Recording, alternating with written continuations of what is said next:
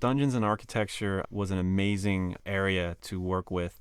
With the Warcraft world, you were never really in a lot of the Blizzard games, you never really got to enter the world. You were never able to go inside of the city and adventure within the tavern. And it was exciting to work with the team and actually entering the world, opening that door to that crypt and going into that temple and seeing this whole new world in there.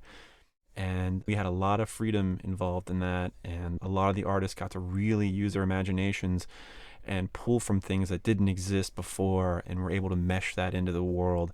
And it was really exciting to see this whole other world, part of Warcraft that people haven't seen before, and that was truly amazing to see. It was really exciting to see each city come online. I think everyone was really excited to see, what the next city is going to look like, because they're all so different.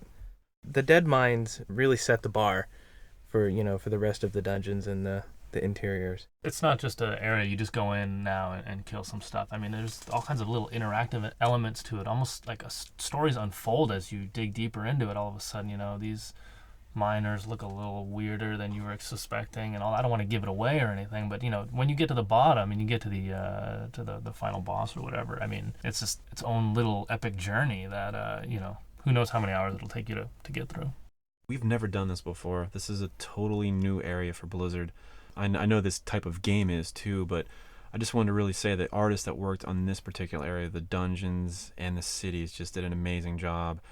And early on, they went through a lot of trials and things like that, and they really came through. They really did a great job, and we really appreciate it. We had so much Warcraft history to draw from, and so again, this is our first opportunity to translate something from the real-time strategy game to the role-playing game. So something as simple as the blacksmith structure or the human farm.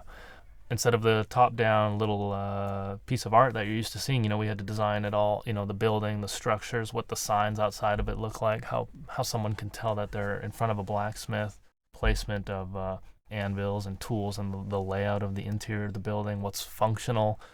What they were able to do and the illusion they were able to create with just the flat walls and just what they were able to paint and the colors and the lighting and maximizing their assets. There probably wasn't a day that people, saw the work that they were doing and just couldn't believe that they were getting it to look like that in our engine. That team actually pushed the rest of the art staff too. The dungeon team really just did some amazing work, and the rest of the team would see that and push to be at that level. And I remember some of the first stuff that came through that group. It was stunning. I was like, wow, that is the Warcraft style. I mean, they nailed it. It was a great job. Yeah, that's good stuff. The artists really push each other, to do better, and everyone thrives off that and thrives off each other. There's a lot of history there. There is a lot of depth, and the team worked very closely with Chris Metzen and other people in the company to make sure that these elements are tried and true, and they actually took those ideas and ran with them, and they've done just an amazing job. They're very, very particular about, gameplay. It was pretty exciting to see that. I'd say early on with our dungeons too, it was difficult to get that organic look. We tried a number of different programs early on, different methods of building, and ultimately we got it, but it was definitely a challenge. We spent some time trying to determine what the size of the city was going to be. I mean, we didn't know how big a city should be. I mean, are people going to get lost? What's a good size? What feels right without getting lost but doesn't feel too small? And it's still epic and exciting to venture into and stuff. Yeah. And I think in the end, they ended up putting dungeons and little instance areas where people would actually have to go to a city to fight and stuff like that. So, they have more of a function than just this is where you go to sell your items or buy your goods. In my mind, I can look at some of the dungeons that I'm just thinking about right now, and I'm just clearly just the definitive look they have for the night elves is so different than the humans. Just the lighting values and the color schemes are different, and how more organic the night elves are than the humans. And it's like, yeah, you can relate more to the humans, but when you see that orc, city of Orgrimmar, it's just like you just want to explore that. If you go into Stormwind, the opening gate is huge and oversized. You cross the bridge, it's lined with all the heroes. There were concepts for it, and then it was built and put in the game and tried to just hit you over the head, make it memorable, make the silhouette of the parapets and the towers and really striking and resemble the race.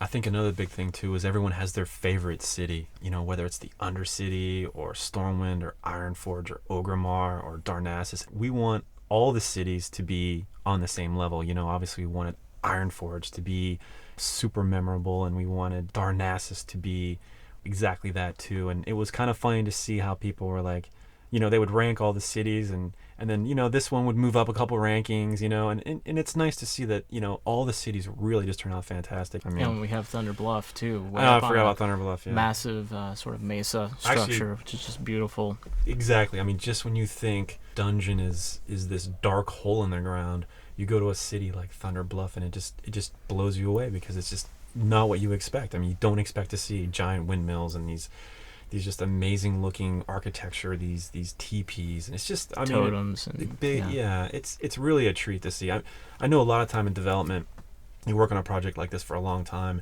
and you're so close to it, you don't really appreciate it as much because you're just so close to it. But with this project, it's like every once in a while you see something that just really inspires you, and the team really worked hard, and some of this stuff is just so memorable. I think it was kind of neat too, because each city would set the bar a little bit more. You know, Ironforge would get created, and they would say, "Wow, that's amazing. I think we should go back and revisit Darnassus now." And then we'd spend weeks on redoing Darnassus or parts of it, and then they would come back and go, "You know what, Orgrimmar could really use some touching up now." And it was constantly, I mean, even, you know, we're getting close to shipping or whatever, and we're still revisiting the cities. We're still constantly just keep outdoing each other, and so it's this great cycle in the end. It's just going to, you know, make for more fantastic environment.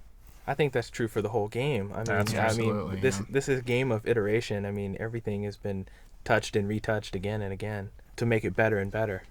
This world has always been sort of divided by the Alliance and the Horde. You know, you've always had the orcs and the humans clashing together, and now, you know, as the franchise grows, we have more and more races that are becoming involved with the conflict and taking sides. So we really wanted to get across that this world, sort of the world itself, felt divided, that within the Alliance lands you got a lot more of sort of a lush, beautiful forest and valleys, fields, jungles. It's very colorful and beautiful most of the time. You'll find this very inviting and warm. As opposed to that, you'll run through the Horde lands, and you'll find that there's this very desolate theme of sand and rock and just brushy barrens, and they're even named as such. You know, you have the Thousand Needles and The Barrens, and yeah, I mean, we even, like, to the names themselves, we really push sort of that flavor. It's just a very overall theme. I think anyone's really going to pick up on that as soon as they decide to play Alliance or Horde. They're going to see a very big contrast. I think of the Alliance, you think of lush and green. You think of the Horde and orcs, you think of, you know, dusty red and orange. And that's, you know, to make, you know, each region of the world just exceptionally iconic.